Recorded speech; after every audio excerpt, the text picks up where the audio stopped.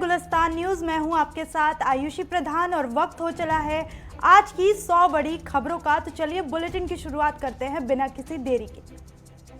उत्तराखंड त्रासदी में अब तक 28 लोगों की जान चली गई, जबकि करीब 171 लोगों की तलाश की जा रही है।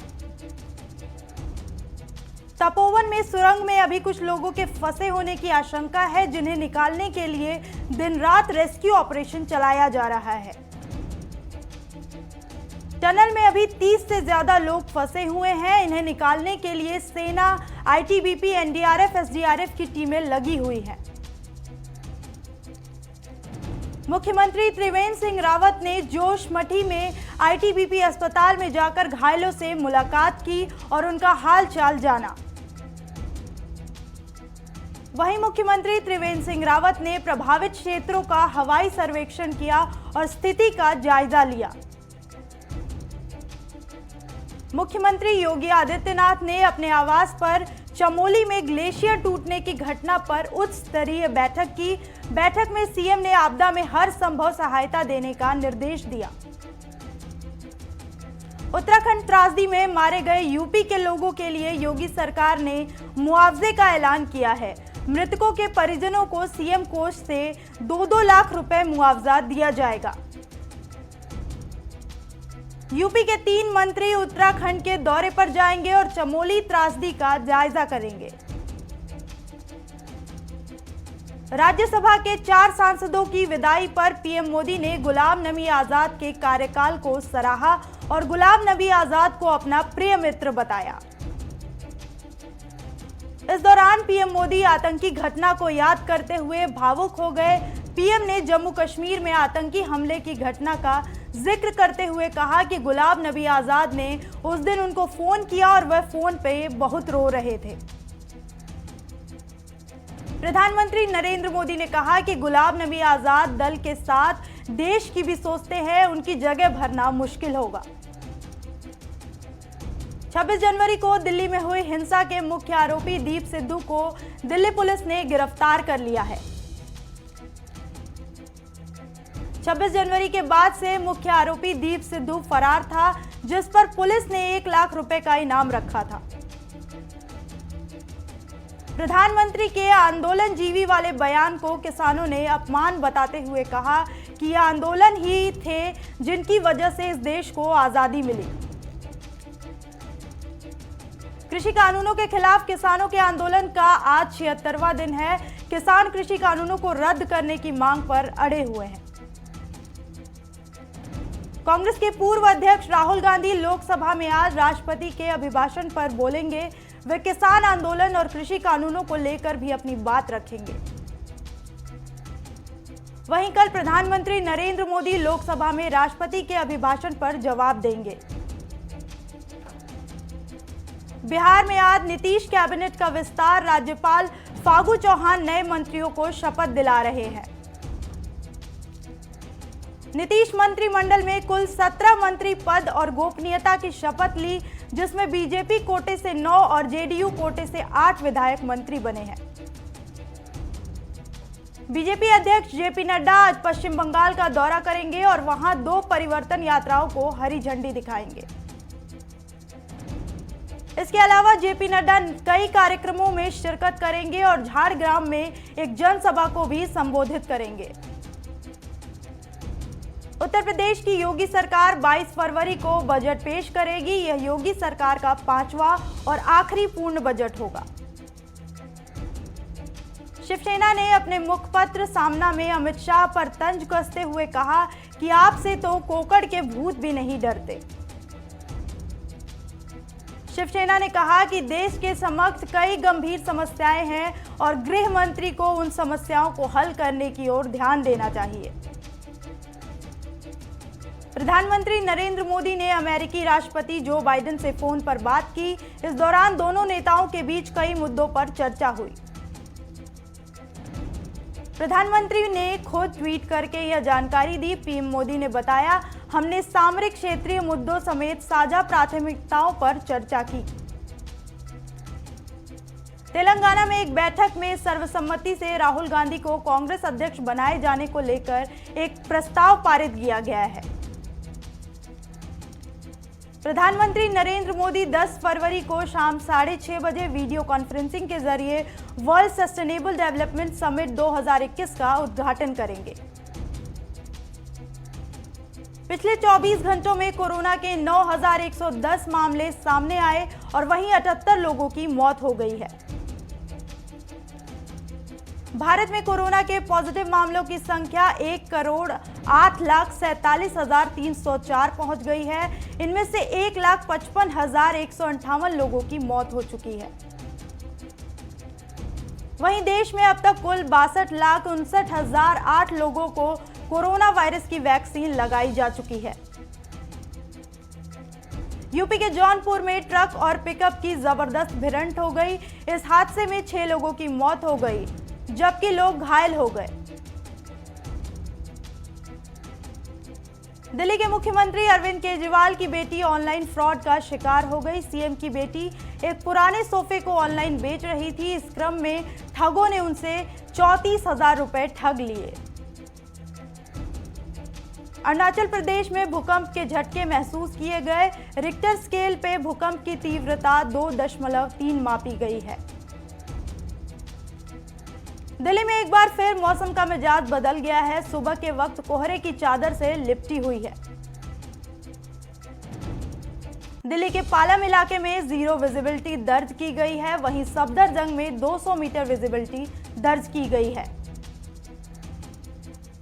मौसम विभाग ने बताया कि अगले 4-5 दिनों में उत्तर पश्चिमी भारत में न्यूनतम तापमान 2 से 4 डिग्री सेल्सियस की वृद्धि होगी। वहीं मौसम विभाग ने उत्तराखंड के उत्तरी भागों में आज और कल बारिश और बर्फबारी होने की संभावना जताई है। पंजाब की जेल में बंद बाहुबली विधायक मुख्तार अंसारी, उनकी बेटी दोनों का पासपोर्ट जब्त कर लिया गया है। संसदीय कार्य मंत्री प्रहलाद जोशी ने कहा कि राम मंदिर के फैसले और सीजीआई पर अभद्र टिप्पणी करना एक गंभीर विषय है। इसको लेकर टीएमसी सांसद महुआ मोइत्रा उचित कार्रवाई करने पर विचार किया जा रहा है। झारखंड के साहिबगंज में कई विकास समिति के सदस्यों ने सरकार से छात्रावास आरक्षण की मांग करते हुए कहा कि अगर सरकार ने मांगे नहीं मानी तो आने वाले दिनों में आंदोलन करेंगे। हरियाणा के पानीपत में मामूली कहासुनी के बाद एक युवक ने अपने बुआ के लड़के को चाकू से हमला कर मौत के घाट उतार दिया। पुलिस मामले की जांच में जुटी है। झारखंड के जमशेदपुर में उत्पाद विभाग की टीम ने छापेमारी करके सस्ती शराब को महंगी बोतलों में भरकर सप्लाई करने वालों को गिरफ्तार कर लिया है।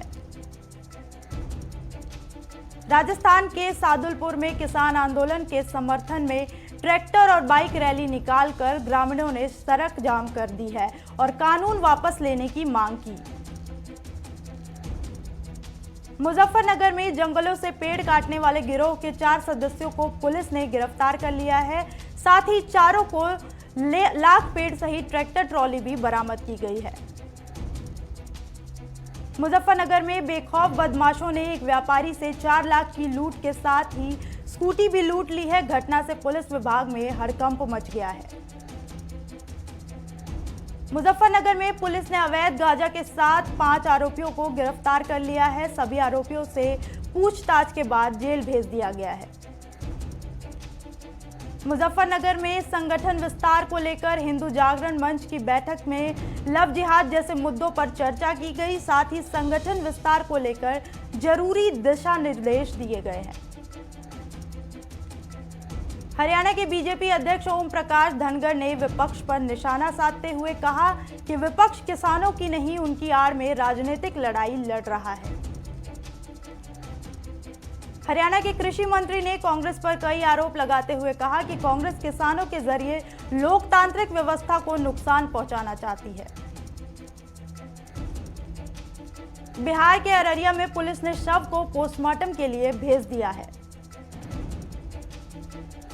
राजस्थान के तारानगर में पालिका उपाध्यक्ष पद के चुनाव में कांग्रेस ने जीत हासिल कर ली है। संतोष देवी को शपथ दिलवाकर प्रमाण पत्र दिया गया है।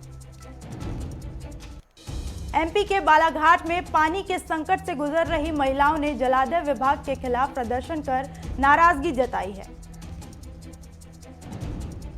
राजस्थान के तारानगर में ग्राम विकास अधिकारी ने 5 दिवसीय कार्यशाला का आयोजन किया। इस दौरान गांवों में विकास की रूपरेखा बनाने और सरकार की योजनाओं को लागू करने को कहा गया है।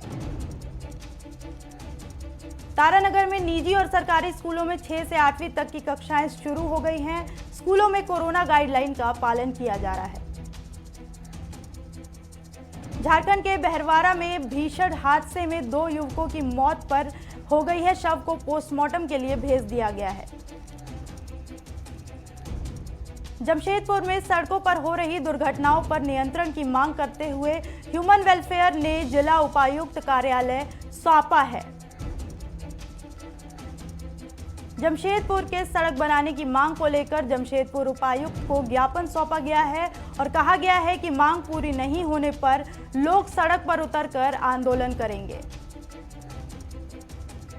साहिबगंज में all India national trade union कांग्रेसियों ने किसानों का समर्थन करते हुए केंद्र सरकार के खिलाफ जमकर नारेबाजी की और कहा कि जो भारतीय किसानों से टकराएगा वह चूर चूर हो जाएगा।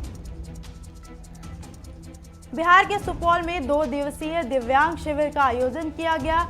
इस दिव्यांग शिविर में सभी दिव्यांग जनों का प्रमाण पत्र बनने के साथ UDID कार्ड बनाया जाएगा। महाराष्ट्र के उल्हासनगर में कॉलेज के छात्र छात्राओं ने नुक्कड़ नाटक पर ध्वनि प्रदूषण से मुक्त पाने के लिए नो हॉकिंग अभियान चलाया। मुजफ्फरपुर में रोड पर चेकिंग के दौरान पुलिस की कार सवार बदमाशों से मुठभेड़ हो गई। पुलिस की जवाबी कार्रवाई में 2 बदमाश घायल हो गए हैं। पानीपत में नगर निगम शाखा के कर्मचारियों ने कमिश्नर के दफ्तर के आगे सामने अपनी मांगों को लेकर 1 दिन का सांकेतिक हड़ताल किया और सरकार के खिलाफ नारेबाजी की। कर्नाटका के बीजपुर में पुलिस विभाग के सभी कर्मचारियों को वैक्सीन लगाने की मुहिम चलाई गई। ये जानकारी SP अग्रवाल ने दी है।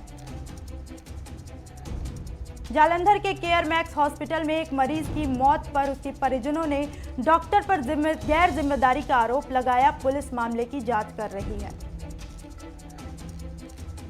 किसान आंदोलन में केंद्र सरकार को सचेत करने के लिए मशहूर गायक अजय हुड्डा का गाना गाया। मोदी जी थारी टोप कड़े पर किसान जितेंद्र बबला गाने पर नाचते हुए नजर आए। पानीपत में कोरोना वैक्सीनेशन का दूसरा दौर शुरू हो गया है। जिला उपायुक्त ने बताया कि हरियाणा में 50,000 फ्रंटलाइन वर्कर्स को वैक्सीन लगाई जाएगी। फरीदाबाद के स्वास्थ्य विभाग ने अवैध रूप से गर्भपात कराने वाली फर्जी महिला डॉक्टर को गिरफ्तार कर पुलिस कार्रवाई में जुट गई है। फरीदाबाद के गांव में एक युवक को उसके पड़ोसियों ने लाठी डंडों और चाकू से बुरी तरह घायल कर दिया। सूचना पुलिस को दे दी गई है। छत्तीसगढ़ के मरवाही में एक नाबालिग का अपहरण करने वाले पुलिस ने गिरफ्तार किया है। पुलिस ने आरोपी को न्यायिक रिमांड पर भेज दिया है। सेंसेक्स 87 अंकों की बढ़त के साथ 51,436 पर कारोबार कर रहा है। वहीं निफ्टी 20 अंक ऊपर 15,136 पर कारोबार कर रहा है। पेट्रोल डीजल के दाम में इजाफा हुआ है। पेट्रोल में 87.30 रुपए और डीजल में 77.48 की बढ़ोतरी हुई है। नेशनल इंश्योरेंस कंपनी ने जानकारी सार्वजनिक करने में हुई देरी के मामले में सेबी से 75 लाख में केस का सेटलमेंट किया है। एलन मस्क की टेस्ला ने निवेश की खबर के बाद बिटकॉइन करीब 13% की उछाल की गई है। टेस्ला ने कहा कि उसने पिछले महीने बिटकॉइन में 1.5 अरब डॉलर का निवेश किया है। सोना 6 महीनों में 9,300 रुपये सस्ता हो गया है। वहीं चांदी भी 4,900 रुपये सस्ती हुई है। SCL ने अपने कर्मचारियों को 700 करोड़ रुपए से अधिक का बोनस देने का निर्णय लिया है। मार्केट कैप के लिहाज से टॉप 7 देशों में यूरोप केवल 2 बाजार फ्रांस और ब्रिटेन ही शामिल हैं। चालू वित्त वर्ष की तीसरी तिमाही में देश की कॉरपोरेट कंपनियों का प्रदर्शन बेहतर दिख रहा है। अधिकतर कंपनियों ने अपना बढ़िया रेवेन्यू बरकरार रखा है। ब्रेक्जिट के बाद EU और ब्रिटेन दोनों ने भारत से ट्रेड डील तर्ज कर दी है। कई सौदों पर जल्द ही मुहर लगेगी। ईयू के ट्रेड कमिश्नर के साथ बातचीत में पीयूष गोयल ने अर्ली हार्वेस्ट डील करने पर जोर दिया है। इसके बाद फ्री ट्रेडिंग एग्रीमेंट पर बातचीत हो सकती है। दुनिया भर में कोरोना से पिछले 24 घंटों में 3.8 लाख से ज्यादा नए मामले सामने आए हैं और 7,000 से ज्यादा लोगों की मौत हो गई है। अमेरिका में बीते 24 घंटों में 83,827 नए केस सामने आए हैं। बीते 24 घंटों में कोरोना से 1,484 लोगों की मौत हो गई है। कोरोना महामारी से हुई मौतों को लेकर अब रूस भी शक के घेरे में आ गया है। दरअसल एक एजेंसी ने जो नए आंकड़े जारी किए हैं उसमें रूस सरकार द्वारा दिए गए आंकड़ों की तुलना में मरने वालों की संख्या ज्यादा है। WHO ने कहा कि महामारी के खिलाफ जंग में एस्ट्राजेनिका वैक्सीन अहम रोल निभा सकती है, इसलिए अभी एस्ट्राजेनिका वैक्सीन को खारिज ना करें। चीन को कोरोना कम्युनिटी ट्रांसमिशन का डर सता रहा है। इस बीच ड्रैगन ने सख्त गाइडलाइन जारी की है, लेकिन इन पाबंदियों का लोगों ने विरोध करना शुरू कर दिया है। पाकिस्तान में हिंदू धार्मिक स्थलों की दुर्दशा को उजागर करने वाली एक रिपोर्ट सामने आई है, जिसमें कहा गया कि देश में हिंदू धर्म के प्रमुख स्थलों की हालात निराशाजनक है। पाकिस्तान में आज इमरान ने इस्तीफे की मांग को लेकर विपक्ष की रैली होगी, जिसको लेकर सेना ने कहा, हमें राजनीति में नहीं घसीटे। अमेरिकी लोकतंत्र के 231 साल के इतिहास में पहली बार ट्रंप के खिलाफ सीनेट में आज से महाभियोग चलाने के लिए ट्रायल शुरू होगा। किंगफिशर एयरलाइंस के पूर्व प्रमुख विजय माल्या को अपने रहने के संबंध में कानूनी खर्च को पूरा करने के लिए अदालत से पैसे निकालने की अनुमति मिल गई है। म्यांमार की सैन्य सरकार ने कर्फ्यू लगाया, साथ ही इस बीच 5 लोगों से ज्यादा इकट्ठा होने पर पाबंदी भी लगाई गई है। कोरोना के चलते दुबई में सलमान खान की टाइगर 3 शूट नहीं हो पाएगी। हालांकि टाइगर फ्रेंचाइजी की तीसरी फिल्म की शूटिंग इस्तांबुल में कर सकते हैं। संजय लीला भंसाली की अपकमिंग फिल्म गंगूबाई कठियावड़ी में अजय देवगन अंडरवर्ल्ड डॉन करीम लाला की भूमिका निभाएंगे। रिपोर्ट्स की माने तो फिल्म के लिए वे 10 दिन काम करेंगे। एक्ट्रेस भूमि पेडनेकर बधाई हो कि शूटिंग के लिए देहरादून के ऋषिकेश रवाना हो गई हैं। ऋषिकेश में शूट होने वाली भूमि की यह तीसरी फिल्म है। कोरियोग्राफर और डायरेक्टर रेमो डिसूजा एबीसीडी का तीसरा पार्ट बनाने की प्लानिंग कर रहे हैं। उनके मुताबिक फिलहाल स्क्रिप्ट पर काम किया जा रहा है। बच्चन पांडे से कृति सेनन का लुक सामने आया है। कृति ने सोशल मीडिया पर एक तस्वीर शेयर कर फाइनल टचेस एक्शन से सेकंड से पहले जहां थोड़ी मैं हूं वहीं थोड़ी मायरा है। इंग्लैंड ने भारत को चेन्नई टेस्ट में जीत के लिए 420 रन की चुनौती दी। टेस्ट क्रिकेट के 131 साल के इतिहास में कोई भी टीम इतने बड़े लक्ष्य को हासिल नहीं कर पाई है। इंग्लैंड के गेंदबाज कोच लोन लुइस ने कहा कि जब हमारे बल्लेबाजों ने पॉजिटिव खेल दिखाया, मुझे नहीं लगता था पिच पर स्ट्रोक्स को खेलना आसान है। टीम इंडिया के स्टार स्पिनर आर अश्विन ने दोनों पारियों में 9 विकेट हासिल किए। इससे अश्विन इतिहास रचकर 100 साल में यह कारनामा करने वाले पहले स्पिनर बने। पूर्व ऑस्ट्रेलियाई दिग्गज शेन वॉर्न इंग्लैंड के रवैये से नाखुश हैं। बोले, इंग्लिश टीम भारत के खिलाफ डरपोक क्रिकेट खेल रही है। बांग्लादेश क्रिकेट बोर्ड ने एक बयान जारी किया है। शाकिब इस हफ्ते टीम के जैव सुरक्षा वातावरण से बाहर आएंगे और फिट होने के लिए अपनी चोट का इलाज रखेंगे। इस बुलेटिन में इतना ही। देश और दुनिया की तमाम खबरों के लिए देखते रहिए गुलिस्तान न्यूज।